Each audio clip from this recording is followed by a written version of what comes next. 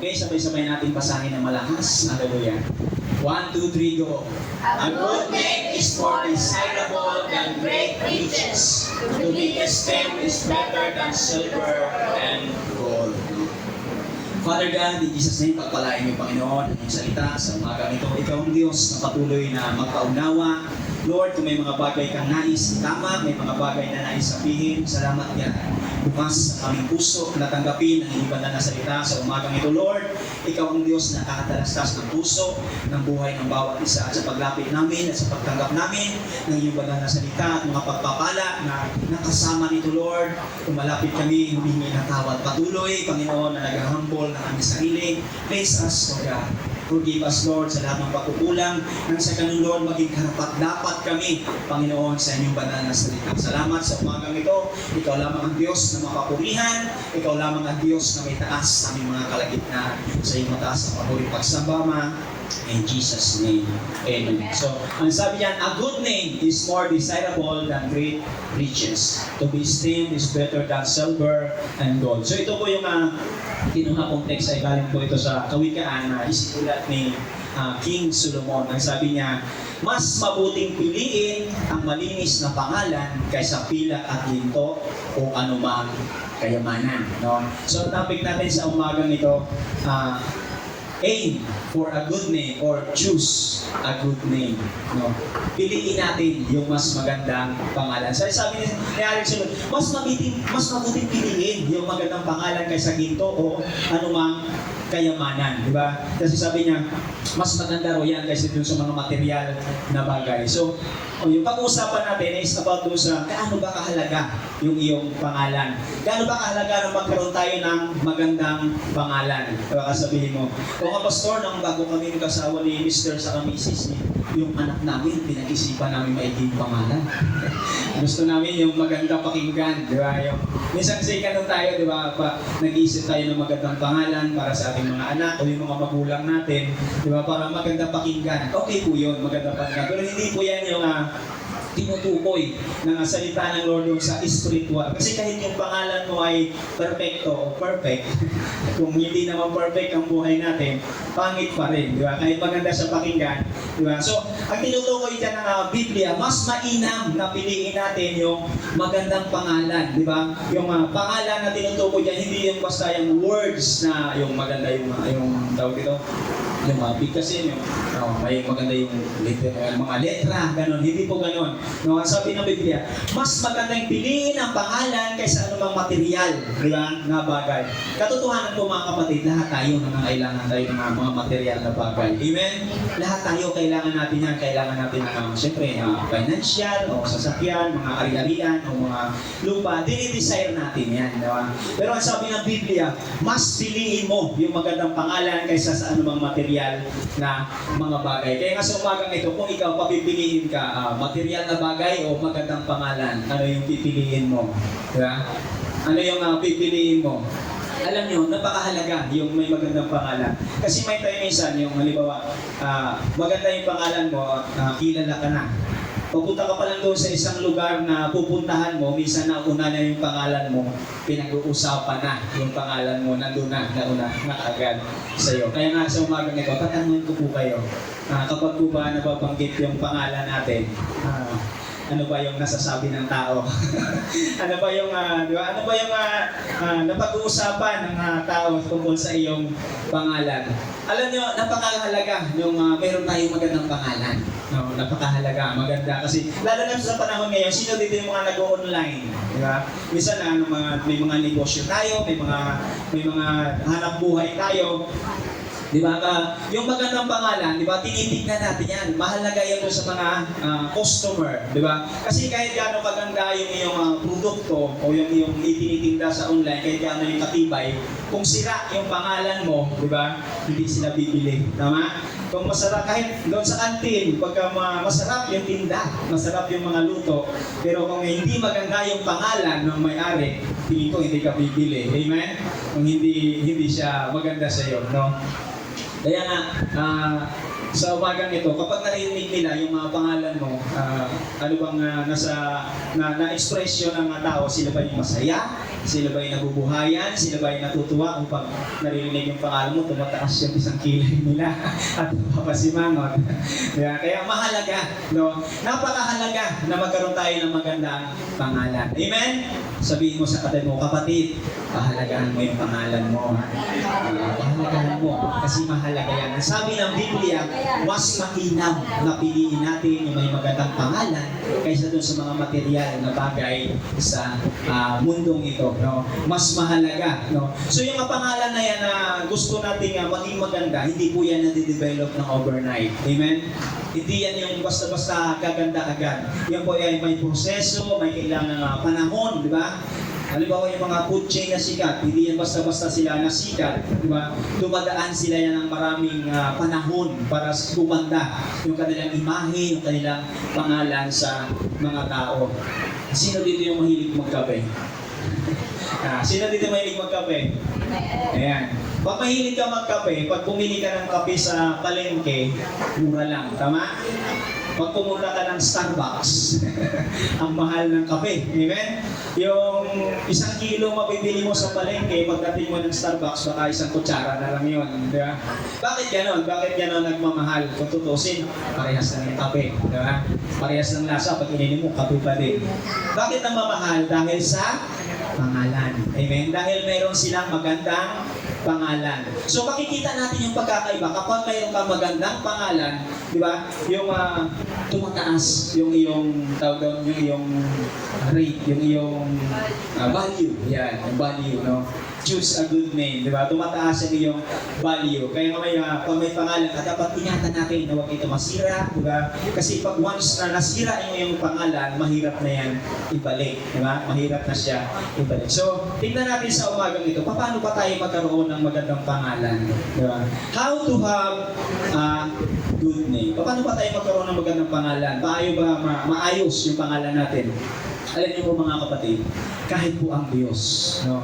Kung titignan natin ngayon sa Biblia, kahit ang Diyos, pinoprotektahan niya yung kanyang pangalan. Iniingatan ng Diyos yung kanyang pangalan. Ang sabi diyan sa Exodus chapter 20 verse 7, ang sabi diyan, you shall not misuse the name of the Lord your God.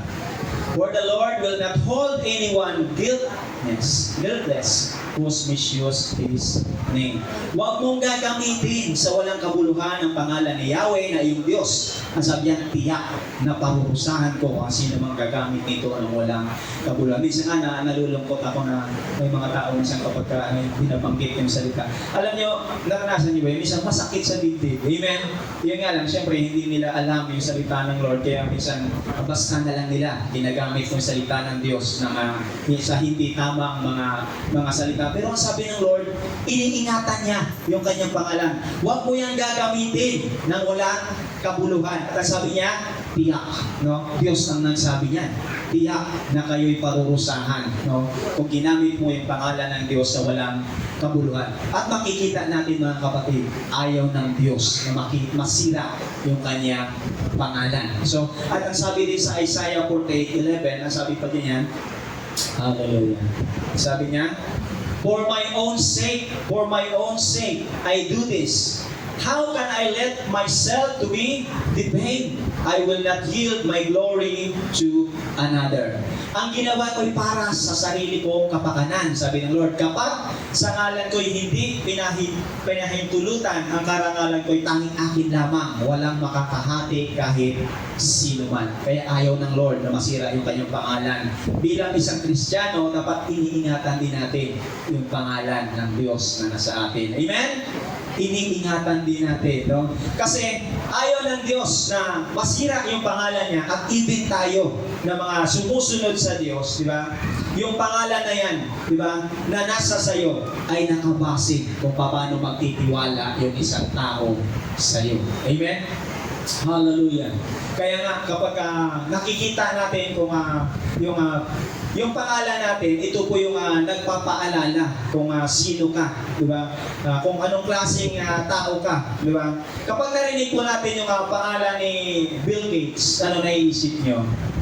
Ano ba yung kay Bill Gates? Microsoft, di ba? Pag naalala natin, di ba? Yung pangalan ni Bill Gates. Sino nakakilala kay Hitler?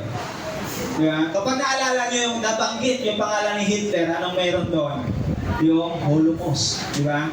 Diba? So, nakikita natin, napakahalaga yung pangalan doon sa mga men of God, di ba? Pag nabanggit yung pangalan ni Billy Graham, di ba? Isa siyang great evangelist. Pag nabanggit yung pangalan ni Kibuloy, ano naisip niyo? Yeah. O pag nabanggit yung pangalan ni Atong Ang, ano naisip niyo? Gambling. Yeah? So, ang pangalan po ay naglalarawan kung anong uri ng tao ka. Yeah? Kaya nga doon sa pangalan, nakapaloob po dyan yung iyong reputation, credibility, testimony, character. Di ba? Kapag hindi maayos ang iyong pangalan, ang iyong testimony, hindi maganda ang iyong character, di ba? Hindi maganda ang iyong kredibilidad, kabuuan ng iyong pangalan ay sira. Kahit maganda pa ang tunog niya. Amen? So, how to have a good name? Paano ba tayo magkaroon ng magandang pangalan? Ang sabi dito sa unang points natin, sabi yan, to have a good name is a matter of choice. No? Ang pagkakaroon po natin ng magandang pangalan ay, ito po ay choice natin. Pagpipili natin, pagdidesisyon natin. Alam nyo, napakapalad ng tao. Kasi ang tao, nilikha ng Lord na hindi robot. No? Binigyan tayo ng Lord, ng Diyos ng free will na mamili kung ano yung gusto mong gawin. Amen? May free will tayo. Ang Diyos nandiyan, pinapahintulutan ka na gawin kung ano yung gusto mo, ano yung gusto mong piliin. Pero ang sabi ni Haring Solomon, mas magandang piliin, mas mabuting piliin ang malinis na pangalan kaysa pilang at ginto o anumang kayamanan. Kahit ikaw magkamal ng limpak-limpak na salapi na pera sa buhay, kung sira yung iyong kredibilidad, sira ang iyong patutuo, baliwala yung mga bagay na yan. Amen? Baliwala, no? Pero kahit, sabihin ko sa iyo kapatid, kahit ngayon, wala ka ng mga material, mga pangangailangan, mga gusto mong bagay, pero kung maganda yung pangalan mo, yung magandang pangalan na nasa sayo, yan yung magdadala ng blessing sa iyo. Amen? Ito yung magdadala ng blessing sa iyo, di ba? God, good name attracts blessing. Tandaan natin, no? Yung magandang pangalan, ito yung mag-attract doon sa pagpapala para sa iyo, para sa pamilya mo. Kaya nga, mas piliin natin na if you have a good name, you have a good character, no? Kapag mayroon kang magandang pangalan, nakikita nila doon yung good character, yung good reputation, yung credibility natin, di ba? Nandoon, di ba? Lalo na kung ikaw ay isang negosyante, di ba? Lalo na kung ikaw ay tawag dito, kilalang tao, di ba? Isang negosyante, di ba? Mas mainam na mayroon tayong good character, mayroon tayong credibility, di ba? Hindi baling hindi ka kumita ng malaki, di ba? Basta naingatan natin yung pangalan natin. Amen? Yeah, di ba? Hindi baling hindi ka kumita ng, di ba? Minsan kasi iba gustong kumita ng malaki. Ang kapalit naman, kasiraan ng kanilang pangalan. Tandaan po natin mga kapatid, yung material na bagay na meron ka, gaano man karami, pwedeng mawala yan overnight. Pero yung pangalan mo, mahirap yan ibalik kapag ka nasira. Amen? Kapag ka nasira. Kaya nga kung ikaw nagtatrabaho sa company, ano sabi ng Biblia? Magtrabaho ka ng maayos. Magtrabaho ka hindi para sa tao, kundi nagtatrabaho ka na naglilingkod ka sa Diyos. Di ba? Yun yung sabi ng Kristiyano, kasi sabi ng Biblia, sabi ng kanyang salita, kung ano yung ating itinanim, yun yung ating aanihin. Kaya nga pag nagtanim ka ng maganda, aani ka ng maganda. No? So punta tayo sa pangalawa. How to have a good name. No? Sabi dyan, by adding more value in it. No? Magkakaroon tayo ng magandang pangalan, diba? Kapag dinagdagan natin ito ng ating value, pinahalagahan natin. Mas kung dati pinapahalagahan mo, dapat mas pahalagahan mo. Dagdagan mo yung pagpapahalaga, di ba? Hallelujah. Bakit yung Jollibee? Nakita niyo ba? Yung Jollibee pag nag-franchise, mahal yung franchise niya, no? Million. Diba? Mataas yung franchise niya. Yung Kenny Rogers, diba? Mataas yung franchise, yung million, may value. Yung kay Ka Roger, walang franchise, pwede kopyahin lang, diba? O, diba? Talagang yung Max, di ba? Pagka nagpa-franchise yung mga kilalang mga million yung binabayad nila, mahal, di ba? Pero yung may Mang Max, walang bayad, di ba? Ano yung pinagkaiba? Dahil sa mayroon silang na-build na pangalan, di ba? Kahit ikaw ay isang tao na marami kang natapos, o marami kang naabot, o di kaya sa school, tapos ka ng cum laude, o marami kang tropeyo na natanggap mo medalya, kung sira yung iyong reputation, kung sira yung iyong testimony, di ba? Sigurado, mahihirapan kang ma-hire, di ba? Hallelujah. Paano ba natin mapapabango yung ating pangalan? Paano ba natin magagawa na magandang pakinggan yung ating pangalan? Paano ba natin madadagdagan ng value yung ating pangalan? Para bumango ba yung pangalan, isprihan mo ng pabango para bumango sa tao, di ba? O di kaya mag-sip-sip ka. So, how to add more value in our life? Ang una pong dapat natin gawin, nasabi diyan, basahin natin sabay-sabay. Be in a relationship with Christ. So, madadagdagan natin yung value ng ating buhay kapag mayroon tayong relasyon sa ating Panginoong Hesus. Amen? Sino dito yung may relasyon na sa Diyos?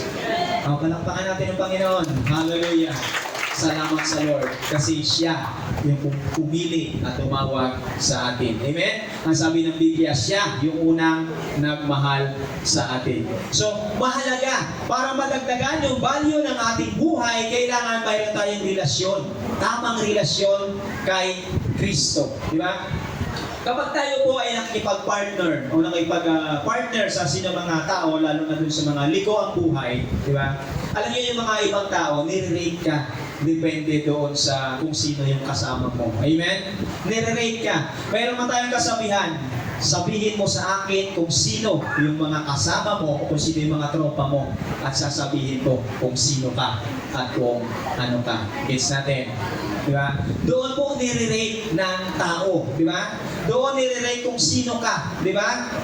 Tayo, totoo mga kapatid, tayo po hindi tayo perfect, marami tayong mga pagkakamali, mga pagkukulang, di ba? Siguro nang wala pa tayo sa Lord, master natin yung gumawa ng hindi maganda. Tama? Baka master natin yung manloko o gumawa ng mga bagay na nasa mundo. Di ba? Pero nung ikaw ay tumanggap kay Jesus bilang Lord and Savior, di ba? Ang Lord nakipag-partner sa iyo, ang Lord ay nasa buhay mo na. Di ba, kapatid, sabihin ko sa iyo, ang pangalan mo nagkaroon ng value. Amen? Nagkaroon ito ng halaga. Dati yung pangalan natin, walang halaga yan. Amen? Walang halaga yan. Nung wala pa tayo sa Panginoon. Di ba? Talagang, pero, nung si Jesus ay nasa sa iyo, kapatid, tumaas yung rate ng pangalan mo. Amen? Tumaas yung rate ng buhay mo. No? Alam nyo nga, minsan, sa mga trabaho, sabi ko nga, isa din yung sa panganay ko, isa din sa nakita ko nung nag-apply siya sa trabaho. Kasi wala naman siyang, tawag ito, yung mataas na tinapos, wala siyang kundi skilled na nagaling sa Lord. Ang nakita ko, sabi, ano ito kasi pag nag-apply tayo sa mga trabaho, mga company, di ba? May mga trabahador dito. Pag once na nakalagay doon sa resume, di ba? Nakalagay sa resume, nakalagay doon sa religion, ano nakalagay? Born again Christian. Yeah. Yung pangalan mo, di ba? Nadagdagan, nagkaroon ng halaga. Minsan naha-hire yung isang tao kasi nakikita ng may-ari ng ay, Kristiyano. Di ba? Nakadikit yung pangalan ni Kristo. Kaya nga, kapag nakadikit na yung pangalan ni Kristo sa iyo, kapatid, pabor ng Diyos sa iyo yan. Amen? Palakpakan mo, Panginoon, salamat sa pabor ng Lord. Diba? Kaya nga yung dati, hindi yung tawag sa'yo, siguro iba dito sa atin, yung tawag sa'yo dun sa barangay nyo o sa lugar ninyo, baka tawag sa'yo si Kuyang Manginginom, di ba? Baka tawag sa'yo si ating sublada, di ba? Diba? Minsan gano'n, di ba? Nakadikit doon sa pangalan natin, yun yung imahe no, nakikita sa atin. Pero ngayon, nung nakipag-partner ka na kay Kristo, ano tawag sa'yo? Isa kang Kristiyano. Amen? Isa kang born again. Nakadikit na yung pangalan sa iyo. Makikita natin, pag once na nakadikit na yung pangalan ni Kristo sa atin, nadagdagan yung value ng pangalan natin. Amen ba? Nadagdagan. Kaya napakasarap yung tayo ay nasa Panginoon. Napakalaking impact. Kaya nga sabi ni Paul sa 2 Corinthians 5:17, tignan niyo natin yan, sabi niya, therefore, if anyone is in Christ, the new creation has come. The old has gone, the new is here. Kaya kung nakipag-isa na kay Kristo ang isang tao, no? Isa na siyang bagong nilalang.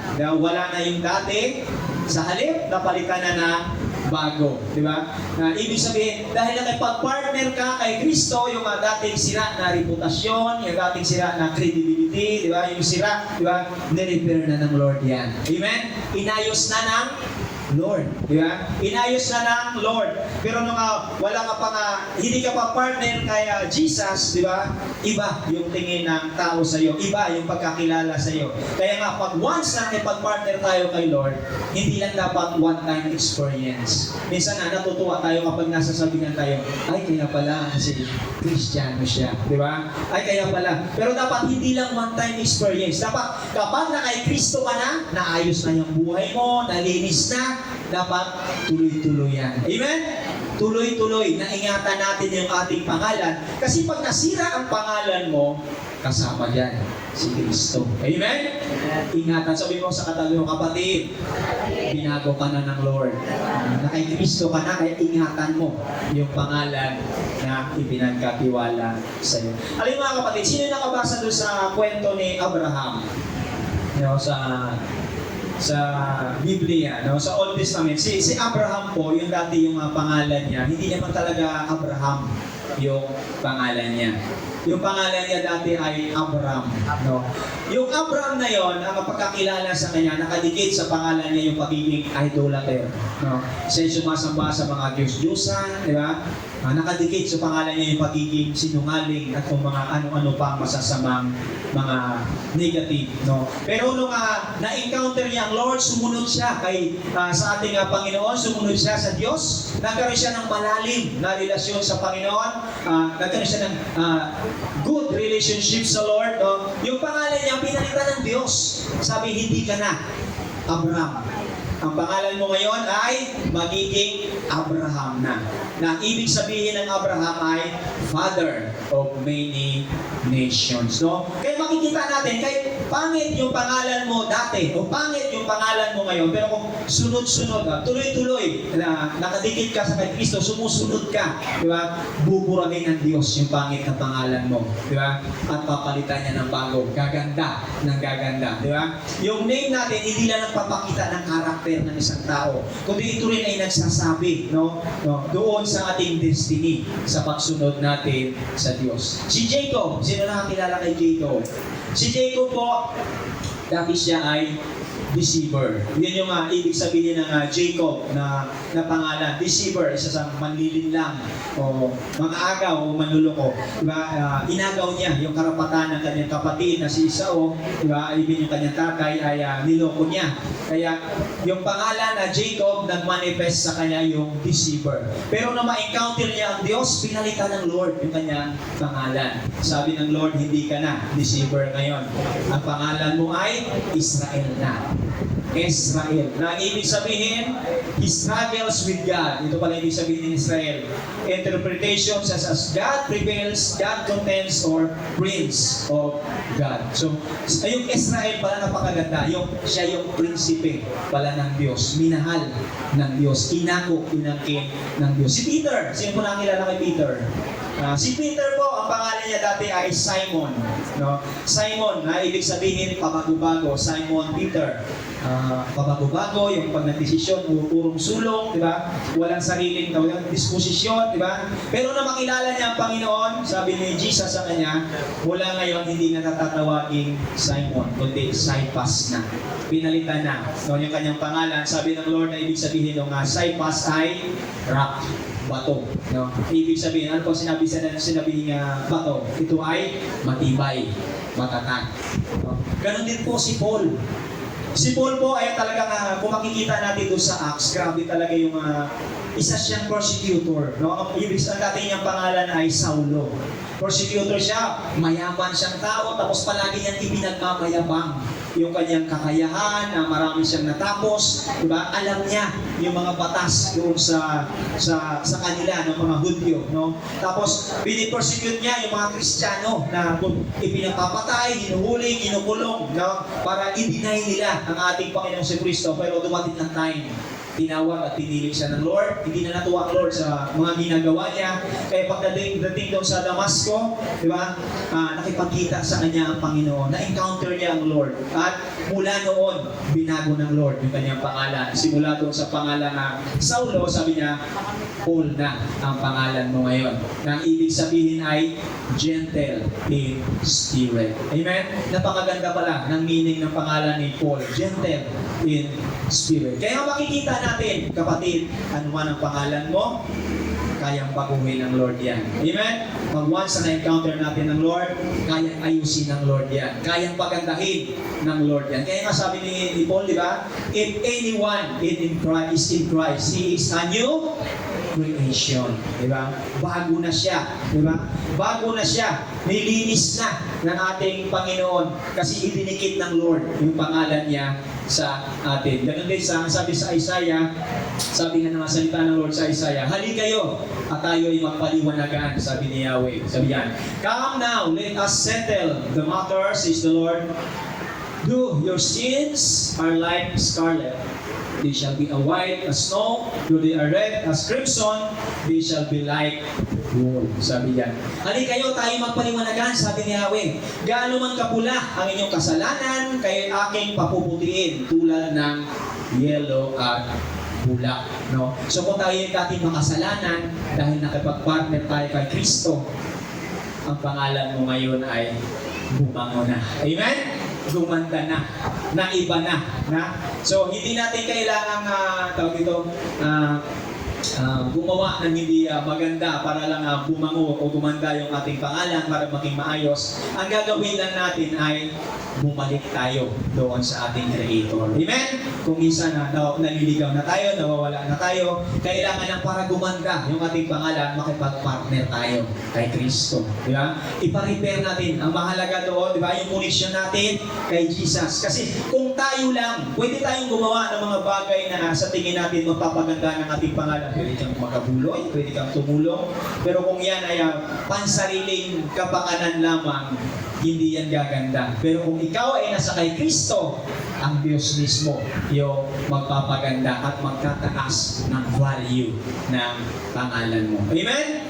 Alam mga kapatid, sampulan ko kayo para tumaas yung value ng ating pangalan. Ganito yan. Halimbawa, ikaw nakabili ka ng lupa doon sa baryo.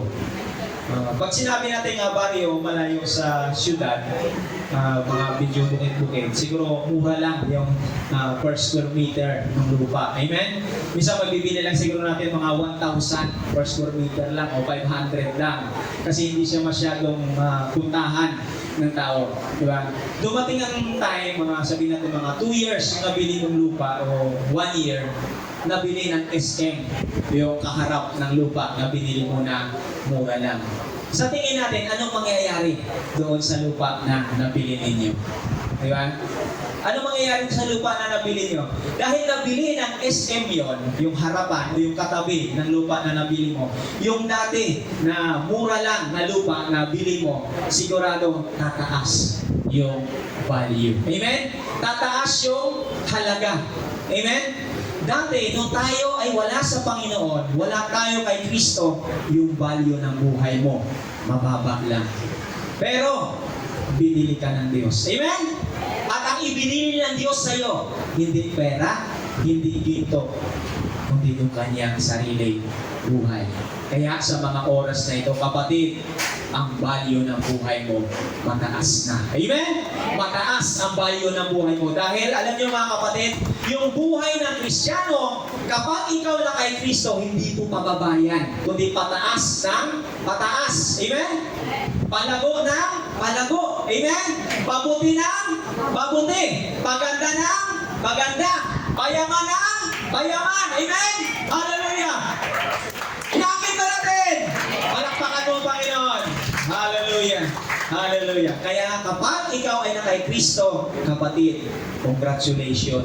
Mataas yung value ng buhay mo. Tandaan natin, huwag natin maliitin yung ating sarili. Di ba? Kasi katulad ako, ganun lang ako kapatid. Si Jesus, nasa sayo.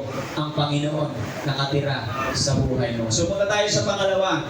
How to add more value in our life. No? Paano natin madadagdagan yung halaga ng ating buhay? Sabi niyan sa pangalawa, do good and stay away from evil. No? Basahin niyo natin ng malakas. Do good and stay away from evil. No? Ang sabi ng 2 Timothy chapter 2 verse 19, sabi niyan, nevertheless, God's solid foundation stands firm, sealed with His inscription, the Lord knows who are His. And everyone who confesses the name of the Lord must turn away from wickedness. No, sabi niya, ngunit matibay ang pundasyong itinatag ng Diyos at doon nakatatak, kilala ng Panginoon kung sino ang tunay na sa Kanya at ang bawat nagsasabing siya'y sa Panginoon ay dapat lumayo sa kasamaan. No? Yun ang sabi ng Lord. So malinaw, kapatid, kilala ka ng Diyos. Sabihin mo sa katabi mo, kapatid, kilala ka ng Diyos. Ha? Kilala ka ng Diyos. Kilala ng Diyos kung sino yung tunay na Kristiyano. Di ba? Kilala ng Diyos kung tunay, kung sino yung nasa Kanya. Ibig sabihin, kung may tunay na Kristiyano, mayroong hindi tunay. No? Mayroong hindi tunay na Kristiyano. Pero kung tunay na Kristiyano, sabi diyan, lumalayo ito sa masama. Di ba? Kaya dito sa JCSF, alam ko, tunay tayong lahat. Amen! Palakpakan natin ang Lord. Alam ko, tunay tayo na sumasamba sa Diyos. Tunay tayo na naglilingkod sa Panginoon. Kaya nga, tingnan natin, no? Hindi po natin pwedeng paghiwalayin yung good. Di ba? Yung do good and stay away from evil. No? Hindi natin pwedeng paghiwalay. Kailangan, pag gumawa ka ng maganda, stay away from evil ka. Di ba? Meron kasi minsan na may mga nangangatwiran, bakit marunong ka pa sa akin? Di ba? Bakit mo ko sisitahin doon sa mga mali na ginagawa ko? Ang importante, nakakatulong ako sa kapwa ko. Di ba? Minsan ganyan. Ano yung mga kapatid, hindi po masama yung tayo ay natulong sa kapwa. Gusto ng Lord yan, na natulong tayo sa kapwa. Gusto ng Lord na i-bless natin yung iba. Di ba? Pero ang gusto ng Panginoon, kapag tumutulong ka, di ba, yung itinutulong mo galing sa legal. Amen? Do good and stay away from evil. Di ba? Pero kung natulong ka sa kapwa mo, kung galing naman sa illegal, di ba? Ang mali ay mali. At ang kasalanan, yan yung maglalayo sa atin sa harapan ng Diyos. Di ba? Akala kasi ng iba, okay lang na magbigay, di ba? Kahit galing, ikapok naman ako, tumutulong naman ako. Mga kapatid, yung mga bagay na ibinibigay natin sa Lord na hindi galing sa kabutihan, hindi po tinatanggap ng Lord yan. Diba? Hindi kaaya-aya doon sa ating Diyos. Diba? Hindi sa panahon nga ni Saul, diba? Sabi sa kanya ni Samuel, ano sabi sa kanya, mas mahalaga, hindi tinitingnan ng Lord yung mga hain, kundi tinitingnan ng Lord yung puso. Amen? Yung puso, yung tinitingnan ng Lord, diba? Kaya nga, sa panahon ni Jesus, yung namatay si Jesus, tapos dinala, di ba? Yung bayad kay Jesus, dinala doon sa mga priest. Nabasa nyo? Dinala yung pera, yung 30 bila, di ba? Dinala doon sa priest para ihandog, di ba? Doon sa church. Anong ginawa nila? Hindi nila tinanggap. Bakit? Kasi yun ay blood money. Hindi yung kalugod-lugod sa Lord. Yung mga bigay na hindi maganda, hindi kalugod-lugod sa Lord. Sabi nga, hindi nasusuhulan ang Diyos. Amen? Ang Diyos natin hindi nasusuhulan. Kaya kung gusto mong gumawa na mabuti, idagdag natin yung paglayo natin sa masama. Okay po yung tayo nagiging matulungin. Diba? Tayo nagiging mapagbigay. Diba? Pero kung galing sa illegal, hindi pa rin okay sa Lord yan. Diba? Pero kung legal, okay. Pero kung illegal, it can decrease the value of your life. Diba? It can decrease the value. Mababawasan. Diba? Mababawasan yung value ng ating pangalan. Napansin nyo kapag may mga company, may nakita lang ako na nadaanan ko nung nakaraan. yung nakapaskil sa pader, di ba? Alam niyo kapag may isang tao doon na gumawa ng hindi maganda, di ba? Pinapaskil nila o di kaya ibinabalita, di ba? Ina-announce nila, di ba sa isang company, sikat na company, di ba? Tapos may isang tao doon na hindi gumawa ng hindi maganda, nakalagay doon, di ba? You must aware to this person, he is no longer connected to our company. Nag-gets ninyo? Yeah. Kapag nag-a-announce sila, bakit nila ginagawa yun? Kasi iniingatan nila yung kanilang pangalan na masira. Amen? Sa government, okay, pag-usapan natin ang government. Sa government ngayon, di ba? Nakikita natin sa TV at yung ano nangyayari sa ating bansa, di ba? Sa government, di ba? Yung Biskaya, o banggitin na natin. Alam mo, hindi naman bawal yun kasi pinag-uusapan na siya ng buong mundo, yung mga engineer, yung mga congressman, yung mga kilalang mga tao, di ba? Nakita natin, di ba? Namili sila. Kaya namili sila kung ano yung para sa kanila. At dahil doon sa hindi katapatan ng kanilang puso, nakita natin ang Diyos na mismo. Di ba? Yung naglantad ng mga bagay na ginagawa nilang mali. Amen? Ang Diyos na mismo. Kaya kahit kilala silang tao, kahit mayaman sila o nasa kanila na lahat, mababa pa rin yung value ng kanilang pangalan. Amen? Mababa yung value ng kanilang pangalan. Kaya napakahalaga. Ingatan na natin ang ating pangalan kasi ito yung number 1 asset natin. Protektahan natin ang ating pangalan kasi nakadikit yung pangalan ni Kristo sa pangalan natin. Ang sabi nga sa 1 Peter chapter 4, 15 hanggang 16, hallelujah. Ang sabi dito, if you suffer, it should not be as murderer or thief, or any other kind of criminal, or even as a meddler. However, if you suffer as a Christian, do not be ashamed, but praise God that you bear that name. Huwag nawang mangyaring magdusa ang sinuman sa inyo dahil siya'y mamamatay tao, magnanakaw, salarin o pakialamero. Ngunit kung kayo'y magdusa sa pagiging Kristiyano, huwag ninyong ikahiya ito. Sa halip, magpasalamat kayo sa Diyos sa pagkataglay ninyo ang pangalan ni Kristo. So, yun ang sabi ng Biblia. Kaya nga, kapag ikaw ay nagdusa dahil sa paggawa ng mabuti sa pagiging Kristiyano, kapatid, huwag niyong ikahiya. Pero kung ikaw nagdusa sa mga bagay na illegal, hindi ka rin ipagmamalaki ng ating Diyos. Amen? So, add the value of your life. So, punta tayo sa pangatlo, no?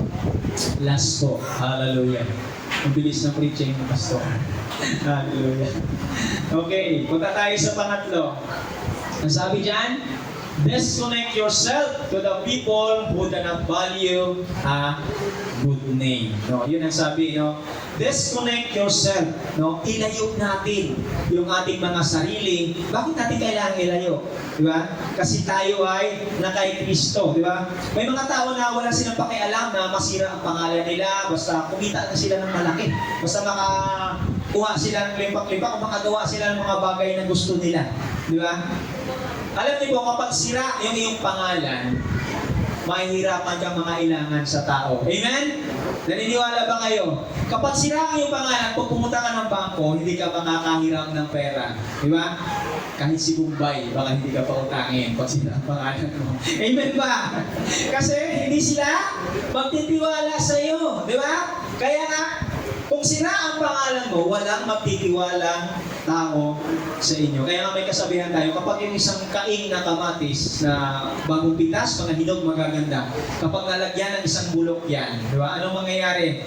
Mahawaan yung iba, mabubulok din. Kaya disconnect yourself, di ba, doon sa mga tao na hindi nagpapahalaga sa kanilang pangalan. May sabi nga ng 1 Corinthians 15:33, huwag kayong paluloko. Ang masamang kasama ay nakasisira ng mabuting pagkatao. Amen?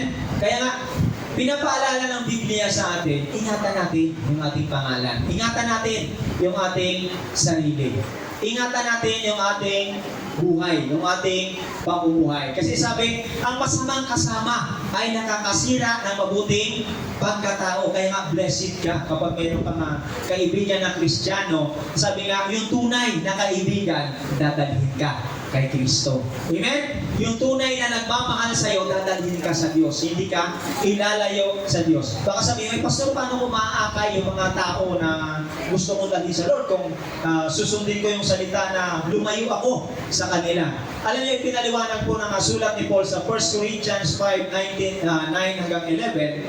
Ang sabi diyan, 1 Corinthians 5:9-11, Jay sabi, hallelujah. Yan. Ang sabi niyan, I wrote to you in my letter not to associate with sexually immoral people, not all meaning the people of this world who are immoral, or the greedy and the swindlers, or idolaters. In that case, you would have to leave this world. Ang sabi sa Tagalog, hindi ang mga di mananampalatayang nakikiapid, sakit, pagnanakaw, sumasamba sa Diyos-Diyusan ang tinutukoy ko. Sapagkat kinakailangan ninyong umalis sa mundong ito para sila'y maiwasan. Sabi ng salita ng Lord, ang tinutukoy ko ay huwag ninyong pakisamahan ay mga nagsasabing sila'y Kristiyano, ngunit nakikiapid, sakim, sumasamba sa Diyos-Diyusan, nanlalait, naglalasing, at nagnanakaw. Ni huwag kayong makisalo sa ganyang mga uri ng tao. So, ang sinasabi pala dito na layuan, i-disconnect natin yung ating sarili doon sa mga tao. Di ba? Ang gusto pala ng Lord doon sa mga Kristiyano, no? Doon sa mga nagsasabi na sila ay nasa Diyos, no? Pero hindi nila ipinapamuhay yung salita ng Diyos. Ang dapat pala natin iwasan, yung mga nagsasabi na mga Kristiyano sila, pero hindi sila namumuhay ayon sa salita ng Diyos. Hindi pala yung mga tao na nasa mundo na nasabi kasi ng salita ni Paul, bago nyo maiwasan yung mga taong yan, di ba? Yung mga taong yan, kailangan nyo walang lumisan sa mundong ito. So, ibig sabihin, hindi talaga natin sila kayang iwasan. Nagwa-warning ang salita ng Lord doon sa mga nagsasabing Kristiyano na hindi naman talaga sila namumuhay. Yung religious but not righteous. So, makikita natin sa buhay ni Jesus yan. Noong time si Jesus, yung mga kasama niya madalas, di ba? Hindi siya sumama doon sa mga priest. Di ba? Napansin niyo? Hindi siya sumama doon sa mga expert of the law. Di ba? Hindi siya sumama doon sa mga matataas, mga kilalang mga tao na ang sabi na nagsiserve sila sa Diyos, naglilingkod sila sa Diyos. Di ba? Kasi ayaw ng Lord na malumisan yung kanya pangalan. Ayaw niya na mabansagan siya na katulad ng mga iskriba. Jesus protect His name, di ba? Iningatan ng Lord yung kanyang pangalan, di ba? Iningatan ng Lord. At kinakasama ng Lord, sino yung mga sinamahan niya? Yung mga simpleng tao lamang. Yung mga pangkaraniwang mga tao, di ba? Yung mga pangkaraniwang tao lang, yung mga mangingisda, yung mga simpleng tao, di ba? Kaya nga, we must keep a good name because it can open blessing in your life and in our family. So, makikita natin, no, ingatan natin yung ating sarili, i-disconnect natin yung ating sarili doon sa mga tao na hindi nagpapahalaga, no, na sa value ng kanilang buhay. Okay, punta tayo sa last text natin. Ang sabi dito sa Psalms 1:1-3. Hindi mo na ilagay ang PC. Ang sabi dito sa Tagalog, mapalad ang taong hindi nakikinig sa payo ng masama at hindi sumusunod sa masama nilang halimbawa. Hindi siya sumasama sa mga kumukutya at hindi nakikisangkot sa gawaing masama.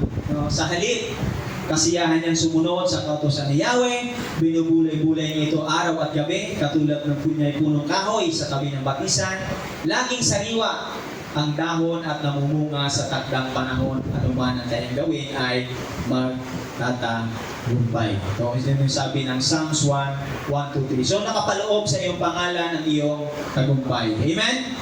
Nakapaloob, di ba? Kapag ikaw ay nagtatagay ng pangalan ni Kristo, kapatid, yung biyaya ng Diyos ay sasama sa buhay mo. So, keep your name, diba? Ingatan natin, diba? Choose your name, value your name, diba? Pahalagahan natin yung ating mga pangalan. So, tayong lahat, basahin natin itong conclusion. Hallelujah. Sabay-sabay natin basahin na malakas. Ang sabi diyan, when we strive for a good name, we not only honor God, but also provide a positive testimony that can draw others to Him. Ultimately, striving for a good name enables to live in our faith actively and glorify God on our life. So, sa pamamagitan ng pag-iingat natin sa ating pangalan, ang Diyos po ay napaparangalan. At sa pamamagitan niyan, yung pangalan mo ay nagbibigay ng kapangyarihan, ng lakas para makapagdala tayo ng mga tao papunta sa ating Panginoon. Hallelujah.